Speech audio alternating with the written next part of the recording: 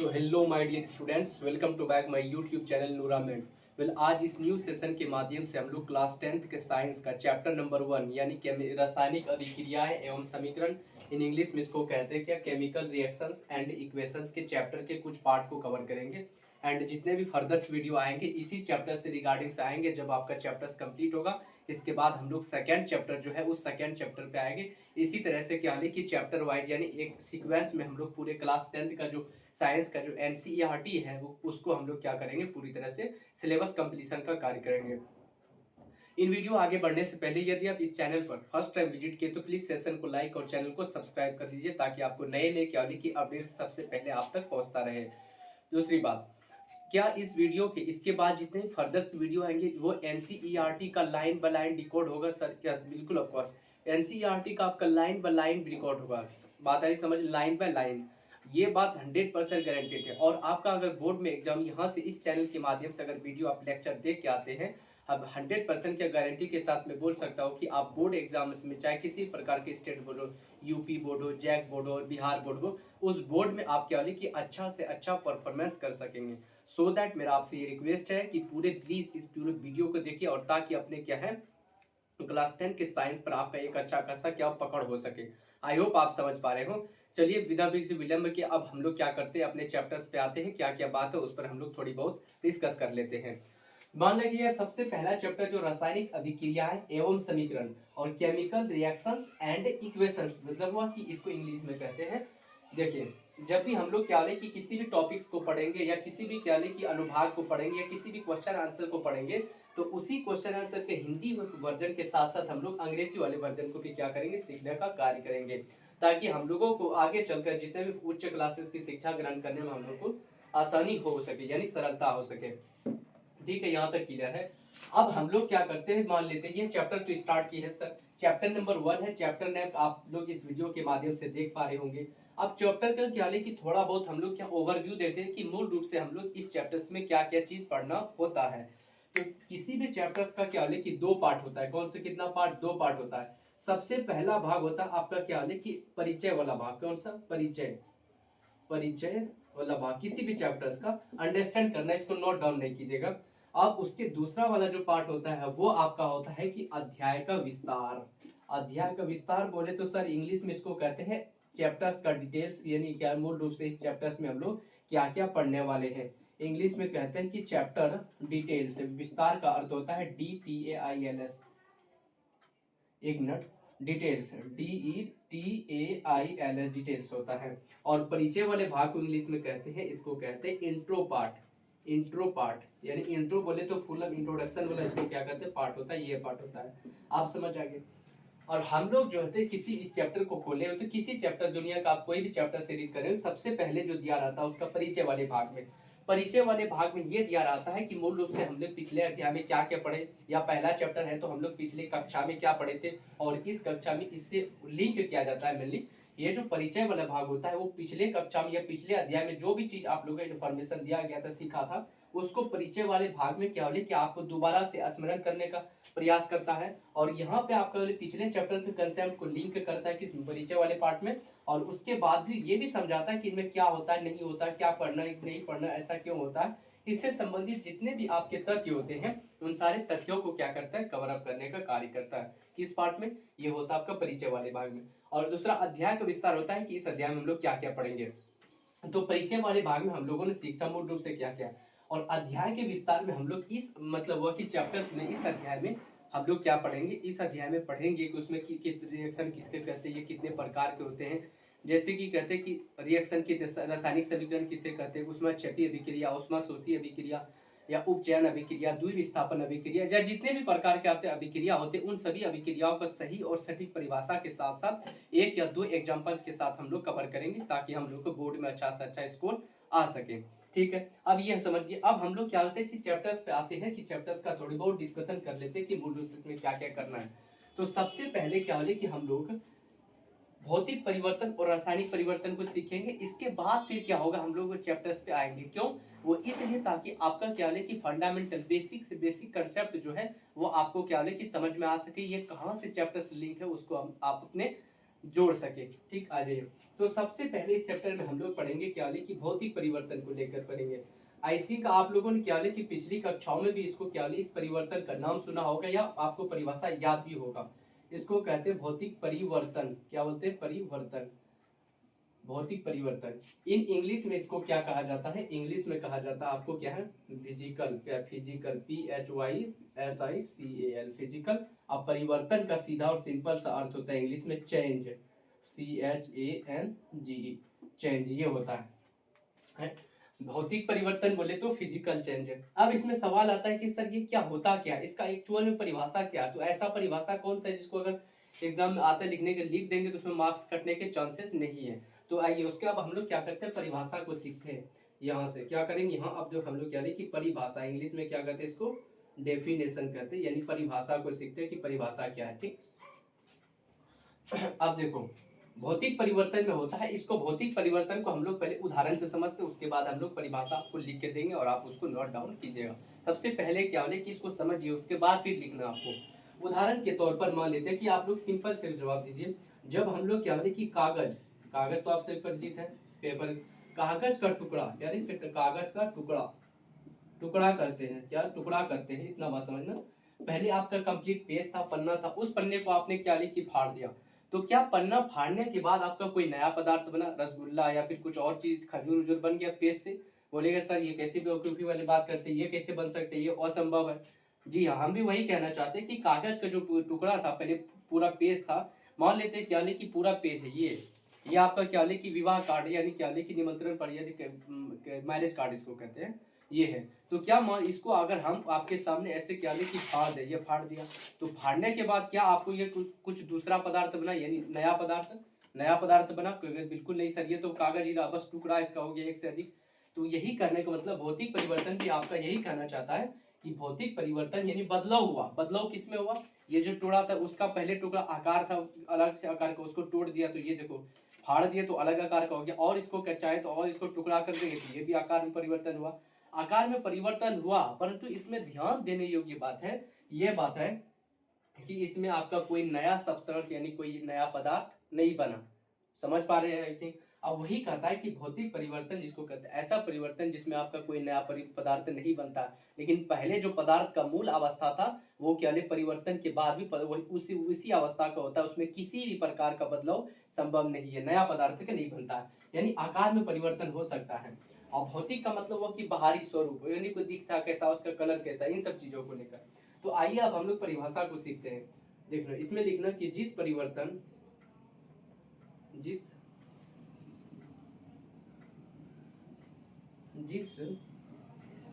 परिवर्तन में नए पदार्थ, जिस परिवर्तन में क्या है कि नए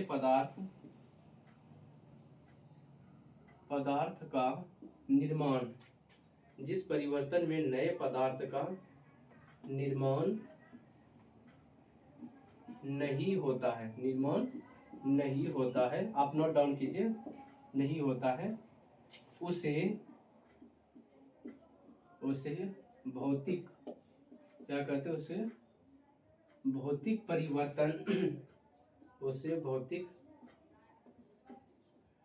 परिवर्तन कहते हैं। उसे कौन सा परिवर्तन कहते हैं? भौतिक परिवर्तन कहते हैं। ठीक है, ये इसका क्या था, सही और सटीक आपका ध्यान था। परिवर्तन का मतलब हुआ, परिवर्तन का सीधा और सरल सा अर्थ निकल कर था बदलाव, किसी प्रकार का बदलाव नहीं, नए पदार्थ का निर्माण नहीं होता, उसे भौतिक परिवर्तन या फिजिकल कंसेप्ट कहते हैं। अब देखो इसका उदाहरण हम लोग देखते हैं कि कौन कौन सा उदाहरण है। जैसे में उदाहरण क्या होता है, उदाहरण देखते हैं। सबसे पहला इसमें उदाहरण जो लिख सकते हैं, मान लेते हैं कि बर्फ का आपका क्या, यानी बर्फ का बनना, बर्फ का बनना, ये भी आपका क्या भौतिक परिवर्तन है।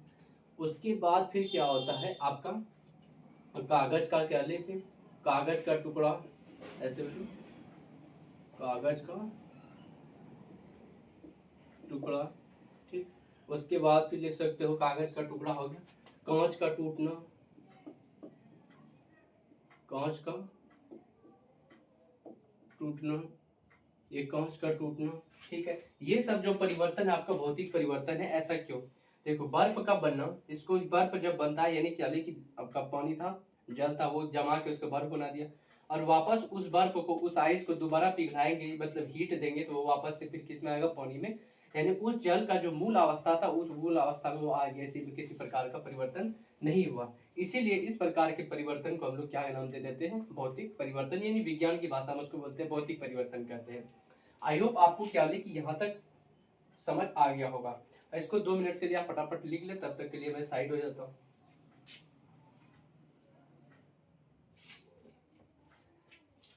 अब देखो, आप चाहे तो इस वीडियो को पॉज करके लिख भी सकते हैं, क्योंकि समय का तकाजा, इसलिए हम इसको क्या कर देते हैं, मिटा सकते हैं। ठीक है, इसी भौतिक परिवर्तन से संबंधित क्या है कि एक और उससे नीचे क्या है कि पॉइंट बना के लिख देना है, एरो बना के लिख दो भौतिक परिवर्तन के नीचे ही। तो ये मतलब इस परिवर्तन में क्या लिखोगे, इस परिवर्तन में, इस परिवर्तन में पदार्थों की पहचान, पदार्थ की पहचान पहचान पहचान नहीं बदलती है। इस परिवर्तन पदार्थ की पहचान नहीं बदलती है। और क्यों नहीं बदलती है वो तो आपको रीजन दे दिए। अब इसके बाद हम लोग क्या लिखी, भौतिक परिवर्तन, इसके बाद आपका एक और परिवर्तन होता है जो लगभग हम लोगों को उसी के समानांतर यानी पैरेलली रूप से पढ़ना पड़ता है। वो उसका नाम है, वो है आपका क्या है, रासायनिक परिवर्तन। अब चलिए उसका हम लोग क्या है कि कॉपी के बीचों बीच देखो हम जिस प्रकार से लिखे ठीक उसी प्रकार से आपको लिखना है, यानी हैंडराइटिंग जैसा है तो वैसा नहीं करना, मतलब तरीका जो है लिखने का तरीका, नोट्स प्रिपेयर करने का जो तरीका है उसी तरीके से आपको प्राप्त करना है, जाकि जब आप लोग कॉपी खोल के देखें तो उसमें पता चले कि आपको नहीं नोट्स जो है वो टॉप क्वालिटी का नोट्स रेडी हो चुका है। अब देखो इसमें पढ़ते हैं हम लोग रासायनिक, रासायनिक रासायनिक परिवर्तन, पूरा का पूरा ज्ञान इसी पर टिका हुआ इस चैप्टर का। रासायनिक परिवर्तन, रासायनिक परिवर्तन इंग्लिश वर्जन में बोले तो रासायनिक का अर्थ होता है केमिकल, केमिकल, आज परिवर्तन का भी आपने सीखा चेंज, CHANG, चेंज। ठीक, रासायनिक परिवर्तन कहते हैं। अब देखो रासायनिक परिवर्तन होता क्या है, तो रासायनिक परिवर्तन की परिभाषा को सीखने से पहले आइए एक उदाहरण को समझ लेते हैं, क्योंकि उदाहरण से समझने में क्या होता है, हम लोगों को सरलता होती है, इसीलिए उदाहरण को लेकर समझाने का प्रयास करते हैं। सबसे पहला मान लेते हैं कि आपने दूध दूध लिया था, किससे, जिसे भी लिया था ग्वार से लिया, और दूध को वापस से आप क्या ले कि जमने के लिए छोड़ दिया, जमा दिया, जमा दिया, दूध को आपने क्या किया, वो जमा दिया, उसमें जोरन डाल के जो भी चीज था उसमें, जैसे आपने क्या लिया कि दूध को क्या लिया कि जोरन डाल के उसमें क्या दिया, उसको जमा दिया, जमा दिया बोले तो वो क्या हो गया आपका, किस में बदल गया, दही में, इसमें दही में आपका ये क्या हो, परिवर्तित हो गया। अब इसमें सवाल है कि क्या इसमें दूध से जो दही जमा दिया, दूध जमाने के बाद आपके दही के रूप में जो आ गया, क्या इसमें कुछ नया पदार्थ का निर्माण हुआ, जी बिल्कुल हुआ। कैसे, देखो दूध था आपका क्या लिक्विड फेज में, लेकिन जैसे आपने उसको जमा दिया, दही में परिवर्तित कर दिया, यूट्रोजोरन डाल के क्या किसी और को दही में डाला, तो दही में डालने के बाद आपका उसमें क्या हुआ कि ये आपका दूध जो लिक्विड अवस्था में था, द्रव अवस्था में हुआ था, वो आपका क्या हुआ कि अर्ध ठोस अवस्था, मतलब आधा ठोस है, वो प्रॉपर फिक्स है उसमें, लेकिन आधा ठोस है, तो उंगली डालोगे तो धस जाएगा उसमें, तो अर्ध मतलब ठोस अवस्था में बदल गया। इसका मतलब हुआ कि कहीं ना कहीं इसमें कुछ नया पदार्थ बना, बिल्कुल बना, दूध से दही बन गया, नाम भी अलग अलग, नया पदार्थ इसमें क्या बना ही। तो ये इस प्रकार का जो परिवर्तन होता है वो आपका रासायनिक परिवर्तन कहलाता है। और एक और चीज यहाँ पे ले लो, जैसे कि आपका ले सकते हैं इसमें मोमबत्ती, क्या जा सकते हो, मोमबत्ती का पिघलना, पिघलना। अब ये आप लोगों का सवाल है, मोमबत्ती का पिघलना किस प्रकार का है, तो मोमबत्ती का पिघलना आपका मतलब भौतिक परिवर्तन का उदाहरण है। अगर इसी पिघलने की जगह पर हम लोग क्या लिख देंगे, इसको मोमबत्ती का जलना, क्या, मोमबत्ती का जलना, इसको आपका नाम दिया जाता है आपका रासायनिक परिवर्तन। मोमबत्ती का जलना भी किस प्रकार का उदाहरण है आपका रासायनिक परिवर्तन में, क्यों, जब आपका मोम था वो पूरी तरह से जल गया, कार्बन डाइऑक्साइड बन के वह हवा में उड़ गया, तो ये जल गया तो कार्बन का रूप ले लिया, इसमें पहले ठोस अवस्था में था, एयर में चला गया, जल के पूरी तरह से गैस में। इसका मतलब है कि इसमें भी क्या है कि वो रासायनिक परिवर्तन हुआ है। और तीसरा, और एक और एग्जाम्पल ले सकते हैं, जैसे भोजन का पचना, किसका, भोजन का पाचन, पाचन। अब क्या भोजन के पाचन को वापस से क्या कि भोजन के जैसे आपने क्या किया, चावल खाया, चावल दाल सब्जी जो भी था, संतुलित भोजन आपने किया। तो संतुलित आहार लेने के बाद आपने भोजन का जब पच गया तो भोजन का पाचन कहाँ से, मुख से शुरू होता है। पचने के बाद आपका पूरी तरह से शरीर में जितना भी एनर्जी था वो आपके शरीर को एनर्जी अब प्राप्त हो चुका है। कुल मिला के संक्षिप्त में अब देखो, प्राप्त होने के बाद क्या उस पचे हुए भोजन को वापस तुम क्या कि चावल दाल के रूप में परिवर्तित कर सकते हो? तो कहोगे नहीं। अगर परिवर्तित नहीं किया जा सकता, ऐसा संभव नहीं है, इट मीन्स दैट आपका कौन सा परिवर्तन हुआ, आपका रासायनिक परिवर्तन हुआ है। और इस परिवर्तन में आपका क्या होता है कि यहाँ पर पदार्थ का पहचान बदल जाता है। कहने का मतलब हुआ कि भोजन किस रूप में था, ठोस रूप में पचने के बाद उस शरीर एनर्जी में जो मैं छोटे छोटे कणों में तोड़ दिया और उस कणों से हमको कार्बोहाइड्रेट ग्लाइकोलाइसिस होकर हमारे शरीर को ऊर्जा प्राप्त हुआ। कहने का मतलब हुआ कि इसमें आपका नए पदार्थ का निर्माण होता है, यानी नए पदार्थ का निर्माण होगा तो पदार्थ का जो मूल अवस्था वो मूल अवस्था उसका नहीं रहता है, यानी उसमें पहचान क्या हो कि बदल जाता है। आइए अब हम लोग क्या करते हैं, इस ये जो शब्द लिखा गया आपका की वर्ड का परिभाषा समझते हैं कि क्या होता है। परिभाषा क्या समझते हैं? परिभाषा यहाँ पे डालते हैं परिभाषा, इसको कहते हैं परिभाषा। अब परिभाषा इसका क्या होता है देखो, इसमें लिखना इसी के आधार पर परिभाषा बना दो कि जिस परिवर्तन, क्या लिखोगे, जिस परिवर्तन में नए पदार्थों का निर्माण होता है,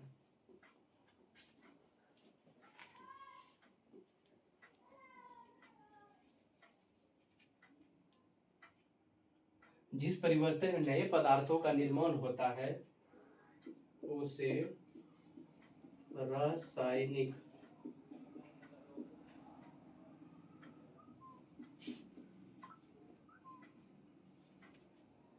परिवर्तन कहते हैं।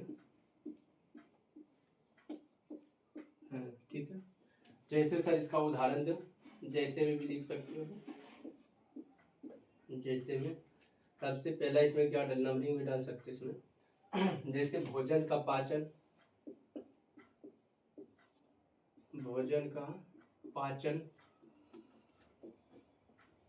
और दूसरा उदाहरण आपका क्या दे सकते हो, कोयले का जलना, कोयले का जलना।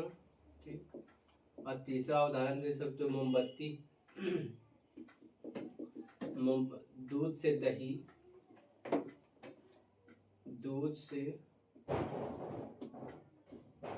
दही का बनना,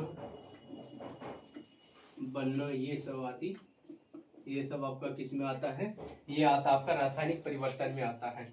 एक मिनट इसको आप परिभाषा को नोट डाउन करिए, वीडियो को पॉज करके आप वहां को रोक के इस परिभाषा को आप लिख लीजिए। आइए अब हम लोग क्या बोले कि इसी रासायनिक परिवर्तन से संबंधित जो एक पॉइंट था उस पॉइंट को हम लोग क्या कर सकते हैं, ऐड कर सकते हैं। वो पॉइंट किस आधार पर निकालोगे, देखो इस परिवर्तन में पदार्थ की पहचान नहीं बदलती, तो भौतिक परिवर्तन के जस्ट विपरीत आपका रासायनिक परिवर्तन है। अगर भौतिक परिवर्तन पदार्थ की पहचान नहीं बदल रही है तो इसका उल्टा क्या होगा कि रासायनिक परिवर्तन में पदार्थों की पहचान बदल जाती है। कंसेप्ट के साथ सिखाएंगे ताकि अपने से लिख सके, ठीक है। अब यहाँ देखो इसके ऊपर चूंकि नीचे स्पेस नहीं इसीलिए ऊपर में लिखते हैं, ठीक, आपको इसके नीचे ऐड कर देना है एरो बना के इसमें। इस परिवर्तन में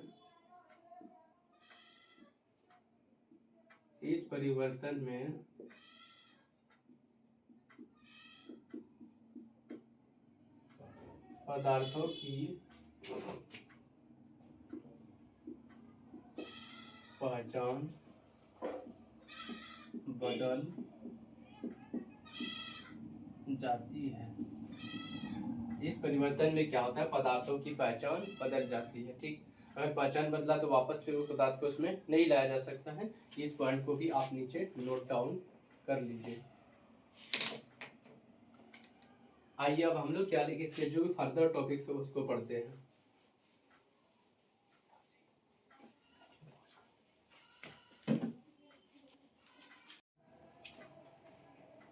अब हम लोग इसमें क्या पढ़ेंगे उसको तो बिना, उसके बाद अब हम लोग पढ़ेंगे रासायनिक परिवर्तन के बाद वापस से अब हम लोग इस चैप्टर्स को क्या उसी परिवर्तन से लिख करेंगे। अब हम लोग पढ़ेंगे ये तीसरा जो आपका प्रमुख शब्द है वो है आपका रासायनिक अभिक्रिया यानी केमिकल रिएक्शंस। आइए उसको पढ़ते हैं। देखो रासायनिक, इसमें देखना रासायनिक, उसको बोलते हैं रासायनिक अभिक्रिया। अभिक्रिया, रासायनिक अभिक्रिया, ठीक है। इसको इंग्लिश में क्या कहते हैं सर? इसको इंग्लिश में कहते हैं, रासायनिक को क्या बोलते हैं? केमिकल। केमिकल अभिक्रिया को क्या कहते हैं? REACTION, reaction. अब रासायनिक अभिक्रिया क्या किसे कहते हैं? देखो रासायनिक अभिक्रिया आपने इससे पहले वाला जो टॉपिक पढ़ा था यानी रासायनिक परिवर्तन, उस रासायनिक परिवर्तन को ही रासायनिक अभिक्रिया नाम दिया गया है किसमें? क्लास 10th में, यानी क्लास 7th में, या इससे जितने भी पीछे वाला चैप्टर्स होता है क्लास 7th में 8 में, वहाँ पे रासायनिक अभिक्रिया नहीं लिखे, वहाँ एक सरल शब्द का इस्तेमाल किया गया है, वो होता है रासायनिक क्या परिवर्तन। उसी रासायनिक परिवर्तन को हम लोग नाम क्या देते हैं? रासायनिक अभिक्रिया। परंतु क्या है कि उसका जो डेफिनेशन होता है, परिभाषा, वो रासायनिक परिवर्तन से थोड़ा भिन्न होता है, इसीलिए उस परिभाषा को हम लोग देखते हैं ताकि दोनों के बीच में जो है मिसअंडरस्टैंडिंग या फिर कहते हैं यानी क्या कहते हैं उलझन क्रिएट नहीं हो। ठीक है, आइए अब इसको क्या है कि सही और सटीक जो परिभाषा, उस परिभाषा को सीखते हैं। तो सबसे पहले इसका हम लोग यहाँ पे क्या डालेंगे, ऐसे डाल के उसके बाद यहाँ लिखेंगे परिभाषा। परिभाषा को इंग्लिश में कहते हैं सर डेफिनेशन। डेफिनेशन, ठीक। ये परिभाषा क्या होता है? लिखो,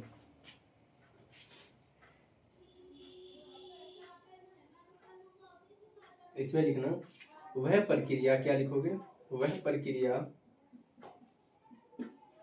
प्रक्रिया इंग्लिश में कहते हैं इसको प्रोसेस। प्रोसेस, वह प्रक्रिया जिसमें, वह प्रक्रिया जिसमें दो या दो से अधिक, वह प्रक्रिया जिसमें दो या दो से अधिक पदार्थ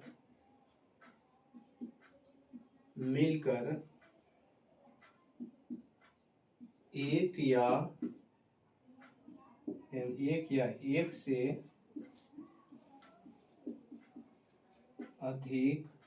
एक से अधिक नए गुणधर्म वाले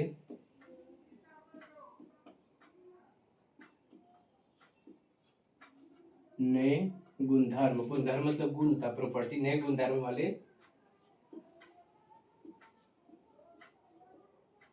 पदार्थों का निर्माण करता है रासायनिक अभिक्रिया कहलाता है। रासायनिक क्या कहलाता है? रासायनिक अभिक्रिया। रासायनिक अभिक्रिया यानी रासायनिक अभिक्रिया कहलाता है।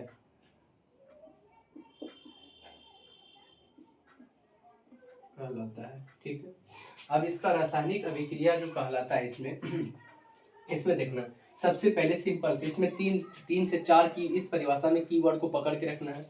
ये सबसे पहला रासायनिक अभिक्रिया क्या है? तो सबसे पहला उसमें पॉइंट याद रखना, ये एक प्रोसेस है। प्रोसेस बोले तो प्रक्रिया, यानी बोले तो काम करने का तरीका, क्या प्रोसीजर है, वो हो गया पहला, पर ये प्रक्रिया है। अब इस प्रक्रिया तो है सर, इस प्रक्रिया में होता क्या क्या? सवाल इसमें या तो दो, कम से कम कितना हो? दो पदार्थ हो।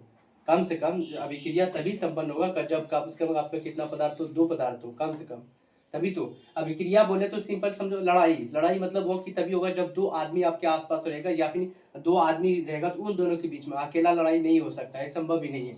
दो आदमी के बीच ही लड़ाई होता है, जिसे उसी प्रकार से अभिक्रिया हो रहा है जिसमें दो या दो से अधिक पदार्थ है। या तो दो पदार्थ हो, कम से कम न्यूनतम दो पदार्थ होना अनिवार्य है, लेकिन उससे अधिक भी हो सकता है। आई बात समझ में? न्यूनतम क्या बोला फिर से? न्यूनतम क्या बोली कि दो पदार्थ होना ये आवश्यक है, अनिवार्य है, परंतु दो से अधिक हो भी जाए तो कोई बड़ी बात नहीं है, यानी दो से अधिक हो सकता है लेकिन दो से कम नहीं हो सकता है। तो वही बोला, एक से अधिक नए गुणधर्म वाले दो या दो से अधिक पदार्थ मिलने के बाद उससे क्या होगा कि एक या एक से अधिक नए गुणधर्म, या तो एक प्रोडक्ट बनेगा या तो एक से ज्यादा भी उत्पाद बन सकता है। वो और वो उत्पाद जो बनेगा उसका गुण जो होगा वो पहले से दोनों पदार्थों से वो अलग होगा कि एक जैसा होगा, अलग होगा। नए गुणधर्म वाले पदार्थों का निर्माण करता है। इस रासायनिक अभिक्रिया कहलाता है, या इसे रासायनिक अभिक्रिया कहते हैं, कोमोदय के लिए रासायनिक अभिक्रिया कहलाता है। अब सवाल आता है कि क्या सर, जब आप कह रहे हैं कि रासायनिक अभिक्रिया जो है वो रासायनिक एक प्रकार का रासायनिक परिवर्तन है, यानी रासायनिक परिवर्तन को ही नाम हम लोग क्या देते हैं, रासायनिक अभिक्रिया कहते हैं। ये तो इसका मतलब हुआ कि रासायनिक परिवर्तन में जितना भी आपने उदाहरण दिए थे वो सभी उदाहरण को क्या यहाँ पे चिपका सकते हैं या लिख सकते हैं, या सर नो, बिल्कुल लिख सकते हो, उसमें वही सब आएगा। अब देखो इसका उदाहरण जो वहां पर जो जो दिया था वो उदाहरण दे सकते हो, या उसके अतिरिक्त अपने सोच के आधार पर जो भी उदाहरण सोच सकते हो और जो हो सकता है एक्चुअल में रासायनिक परिवर्तन, उस उदाहरण को आप लिख सकते हो। जरूरी नहीं कि हमने जो लिखा वही लिख लेंगे और उसके अतिरिक्त जो नहीं होता वो अभिक्रिया नहीं होता ही नहीं, रासायनिक अभिक्रिया वो भी होता है, लेकिन हम जो लिखे वो भी जरूरी नहीं है, वो भी से होता है। ठीक है, उसके बाद देखो यहाँ पे उदाहरण इसका देखते हो, उदाहरण उदाहरण में क्या आता है, सबसे पहला भोजन का पचना, ये बढ़िया एकदम बेस्ट एग्जांपल्स है। भोजन का पचना, भोजन का पचना, ठीक है। दूसरा उदाहरण दीजिए सर, भोजन का पचना हो गया। और लोहे में, लोहे पर जंग लगना, लोहे में जंग लगना, लोहे पर जंग लगना, लोहे पर जंग का लगना, ये भी आपका उसका रासायनिक अभिक्रिया का उदाहरण है सर। आगे देखेंगे कैसे लगता है। और तीसरा जो होता है वो आपका कह सकते हैं मोमबत्ती का क्या है, जलना। मोमबत्ती जलना, ध्यान रखना इस बात को, जलना और पिघलना, पिघलना आ गया तो भौतिक में मोमबत्ती का जलना, ये सब आपका किसके अंतर्गत आता है भैया, ये सब आता है आपका किसका उदाहरण हो गया, रासायनिक अभिक्रिया के। ठीक है, आप चाहे चूंकि इस वीडियो को पॉज कीजिए और इसको क्या होने कि अपने कॉपी में एक खूबसूरत तरीके से आप उसको नोट डाउन कर लीजिए। ठीक है, अब आइए, चूंकि नीचे जगह बार बार नीचे जगह का हमें बोर्ड छोटा है, इसीलिए क्या करते हैं इसको मिटा करके इरेज करके वापस इसी के पॉइंट को लिखेंगे। ठीक है, अब देखो यहाँ, अब यहाँ पे देखना कि ये जो इसी का जो दूसरा पॉइंट है इसमें क्या लिख सकते हो, इसमें लिखना है कि रासायनिक परिवर्तन को ही रासायनिक अभिक्रिया कहते हैं, वो लिख देना, रासायनिक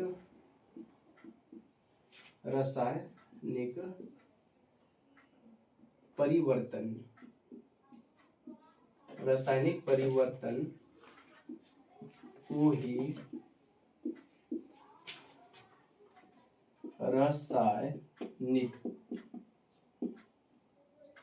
रासायनिक अभिक्रिया क्या बोलते हैं, रासायनिक अभिक्रिया कहते हैं, उसी को क्या रासायनिक अभिक्रिया कहते हैं। ठीक, ये नोट डाउन कीजिए। उसके बाद फिर इसका और भी पॉइंट हो सकता है, देखो अब इसमें क्या करना है, जैसे इसका जो है एक सामान्य रूप क्या हो सकता है इसका, देखो इसमें सामान्य रूप, इसका क्या लिखोगे, सामान्य रूप या लिख सकते हो, ए आपका भी पदार्थ मान लेते हैं और बी भी आपका कोई दूसरा पदार्थ है, ये आपस में क्या क्या रिएक्शन अभिक्रिया को किससे दर्शाते हैं हम, तीर से दर्शा एरो। रिएक्शन करने के बाद सपोज दैट क्या होता है कि ए भी आपका क्या होता है नया पदार्थ बना, तो ये भी आपका क्या होता है कि किसी भी समीकरण ये अभिक्रिया का ये सामान्य रूप होता है, किसी भी अभिक्रिया का ये आपका कौन सा रूप होता है, सामान्य रूप होता है। ठीक, इसको नीचे लिख देना और एक और पॉइंट ऐड कर देना इसमें, इसको संक्षिप्त में यानी शॉर्ट में, चूंकि केमिकल रिएक्शन होता है बहुत बड़ा, तो अभिक्रिया को शॉर्ट में कैसे दिखा सकते हो, इसमें इसे ऐसे लिखना, इसे संक्षिप्त में, संक्षिप्त बोले तो शॉर्ट में, इसे संक्षिप्त में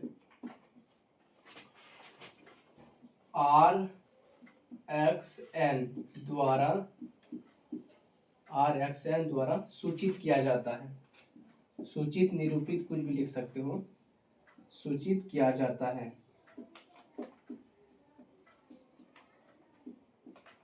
सूचित किया जाता है। अब इस अभिक्रिया तो इसे संक्षिप्त में जैसे रिएक्शन, रिएक्शन कैसे लिखते हो, REACTION रिएक्शन लिख दो इस तरह से। अब इसी को शॉर्ट में लिखना होगा, तो इतना बड़ा तो नहीं, R उसके बाद छोटा वाला एन डाल सकते हो, तो हो गया रिएक्शन आपका। ठीक है, कहते हैं इसको इसे लिखा जाता है इसमें। अब जो है इस अभिक्रिया का, किसी भी रासायनिक अभिक्रिया का दो भाग होता है, कितना पार्ट, यानी दो घटक होता है, दो भाग होता है। सबसे पहला एक और इसमें पॉइंट ऐड करना है इसमें, किसी रासायनिक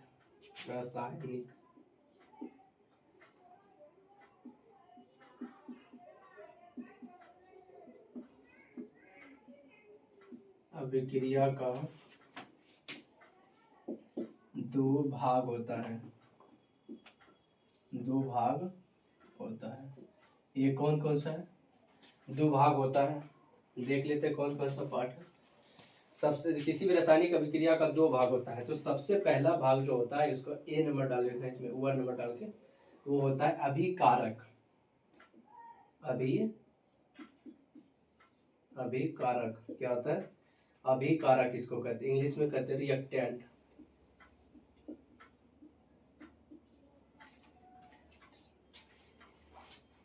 रिएक्टेंट्स अभिकारक बोलते हैं। अच्छा, इस अभिकारक क्या कहते हैं, मतलब जो भी पदार्थ, जैसे कि ये था ए, ये भी बी अलग पदार्थ था, तो ये पदार्थ क्या है कि अभिक्रिया में भाग ले रहा है कि नहीं ले रहा था, इसी पदार्थ को हम लोग क्या नाम देते हैं, अभिकारक। और इसके रासायनिक अभिक्रिया के फलस्वरूप इसके दौरान इसके कर्मवाद बनता है, उसको हम लोग क्या कहते हैं, उत्पाद या प्रतिफल कहते हैं। इसमें लिखना अभिकारक में रासायनिक अभिक्रिया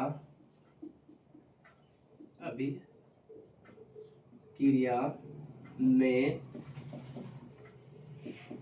भाग लेने वाले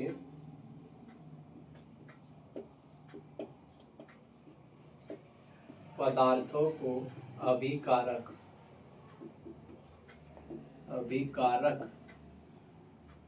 कहते हैं,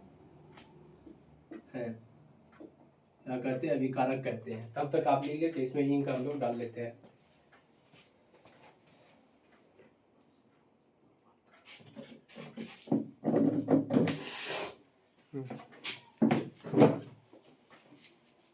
यहाँ तक लिखने के बाद इसके बाद जो उदाहरण होगा उसको समझने के लिए बता रहे हैं।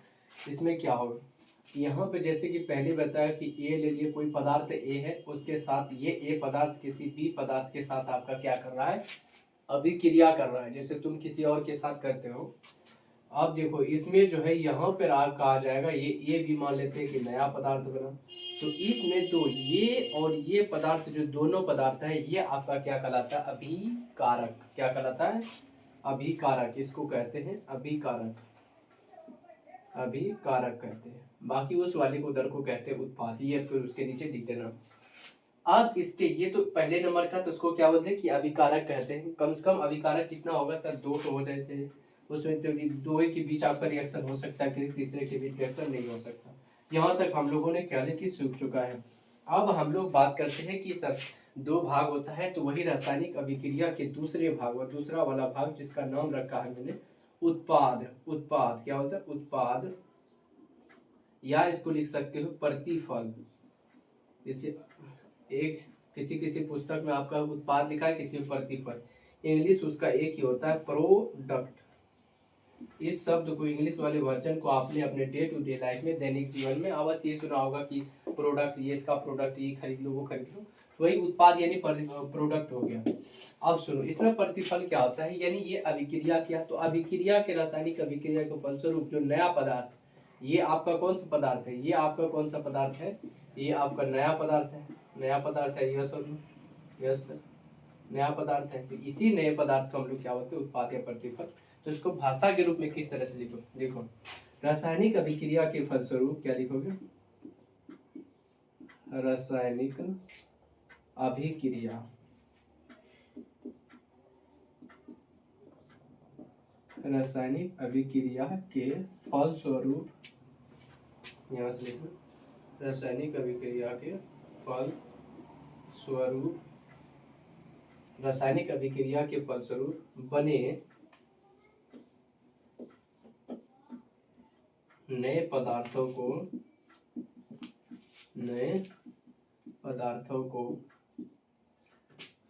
उत्पाद या प्रतिफल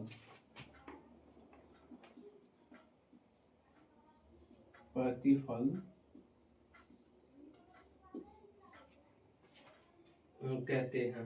आई बात समझ में? उत्पाद या प्रतिफल कहते हैं। जैसे में सर यहाँ फिर वही एग्जाम्पल मान लेते हैं कि ए है, ए प्लस के और बी हो गया। अब रिएक्शन करने के बाद ये ए भी बना, ठीक। ये ए भी आपका क्या कहलाता है, ये वाला हिस्सा जो है आपका, ये वाला हिस्सा नाम देते हैं इसको पर उत्पाद, क्या बोलते हैं, इसी वाले को उत्पाद या प्रतिफल कहते हैं। प्रतिफल इसी को कहते हैं, क्या कहते हैं। आप देखो इसके साथ एक समीकरण ले सकते हो। जैसे कि मान लिया हमने क्या, इसका सामान्य रूप, जैसे कि कार्बन है, क्या है कार्बन, और ये किसके साथ रिएक्शन करा, ऑक्सीजन के साथ। जो नया पदार्थ बना CO2, तो ये आपका CO2, कार्बन भी अभिकारक, ये भी अभिकारक, और दोनों रिएक्शन की आपस में अभिक्रिया करके कार्बन डाइऑक्साइड यानी नए गुणधर्म वाले पदार्थ कार्बन डाइऑक्साइड बनाए। और ये कार्बन डाइऑक्साइड आपका, यही आपका क्या कहलाता है, ये आप भी आपका क्या है, उत्पाद के श्रेणी में ही आएगा। ये भी आपका क्या उत्पाद है, कार्बन डाइऑक्साइड भी आपका उत्पाद ही है, ठीक है। आई होप आपको ये समझ में आ चुका होगा कि कौन कौन सा उत्पाद है, कौन कौन सा आपका अभिकारक है, ठीक। इसको पहले आप नोट डाउन कीजिए।